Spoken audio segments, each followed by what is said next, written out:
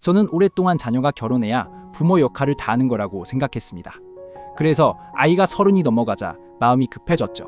소개팅을 주선하고 명절마다 결혼 이야기를 꺼냈습니다. 그런데 어느 날 성경을 읽다가 충격적인 사실을 발견했습니다.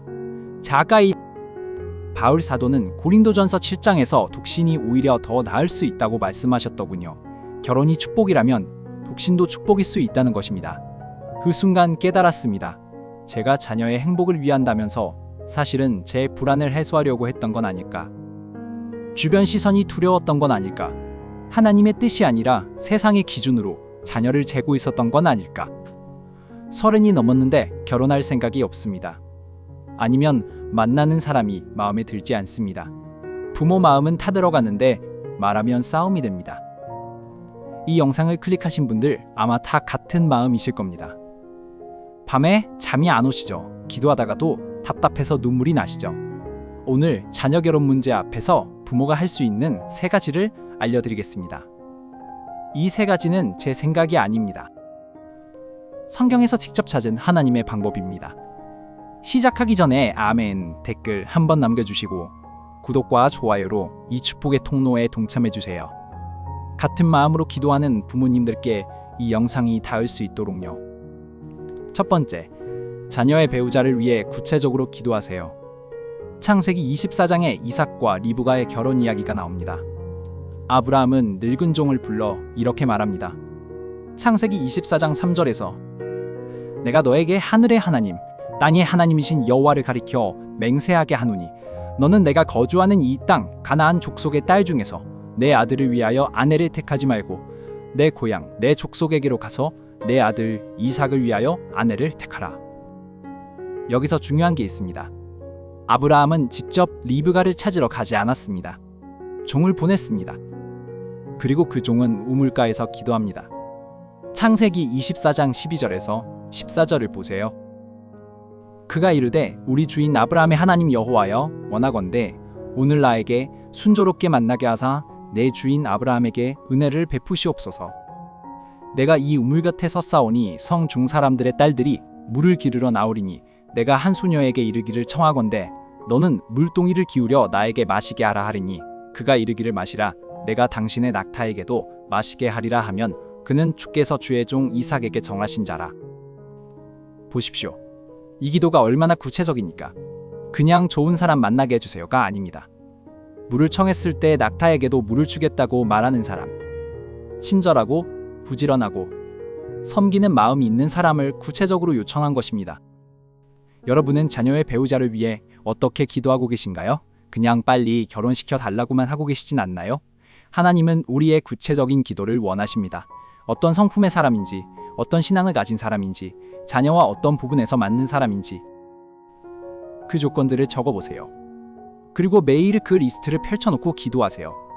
재미있는 사실이 있습니다. 아브라함의 종이 기도를 마치기 전에 리브가가 나타났습니다.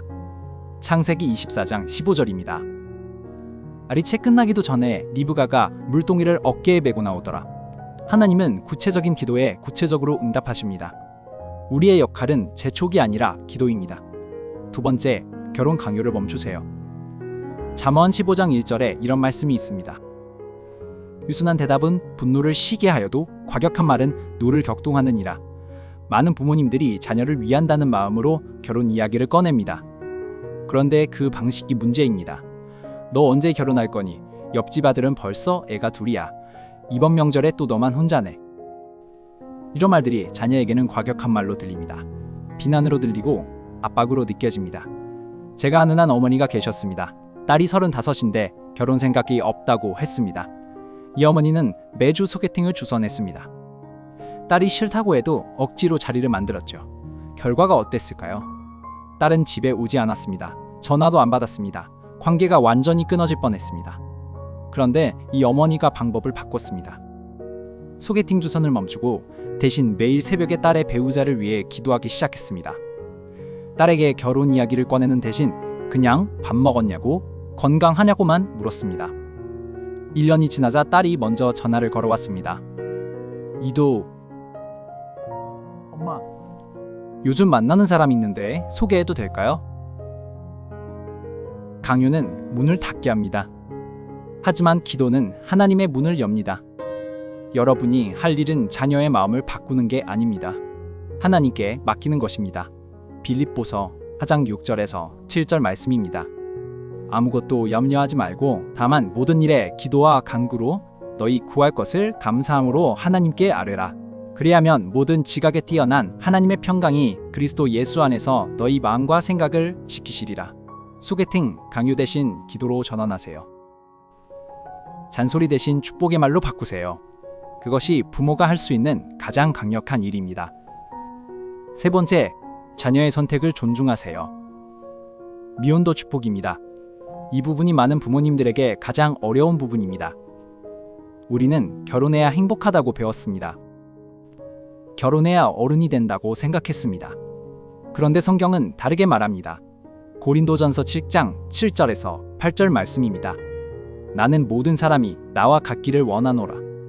그러나 각각 하나님께 받은 자기의 은사가 있으니 하나는 이러하고 하나는 저러하니라. 내가 혼인하지 아니한 자들과 과부들에게 이르노니 나와 같이 지내는 것이 좋으니라. 바울 사도가 뭐라고 하셨습니까? 결혼하지 않고 지내는 것이 좋다고 했습니다. 왜일까요? 고린도전서 7장 32절에서 34절을 보세요. 너희가 염려 없기를 원하노라.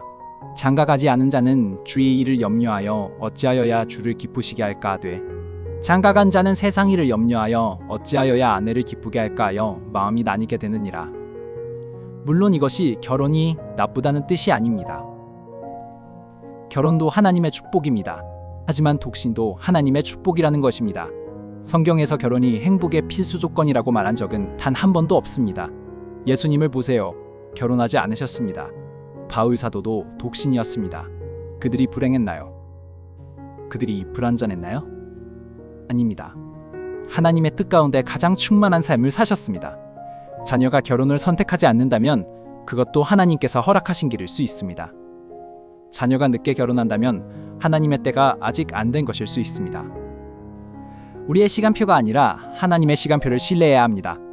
전도서 3장 11절 말씀입니다.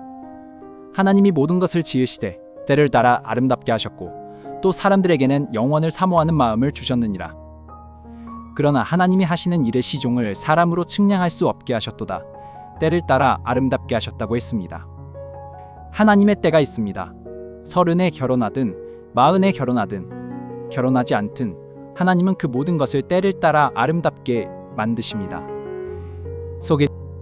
부모로서 우리가 해야 할 일은 무엇일까요? 자녀의 선택을 존중하는 것입니다.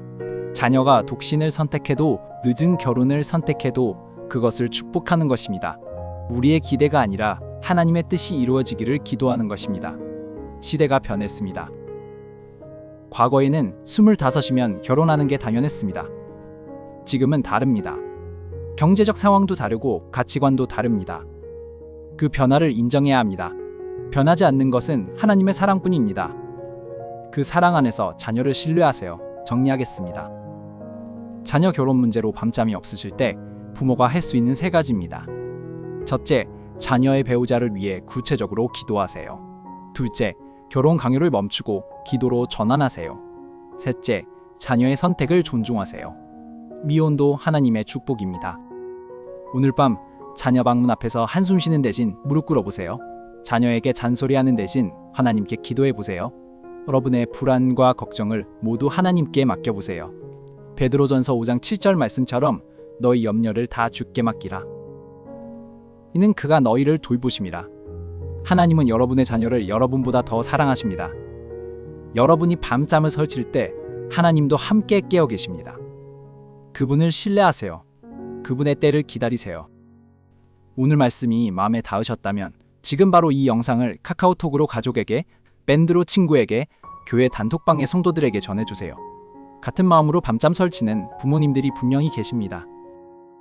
여러분이 누른 공유 버튼 하나로 그분들이 위로받고 다시 기도하게 되며 하나님께 맡기는 법을 배우게 됩니다. 오늘 여러분에게 맡겨진 하나님의 임무입니다.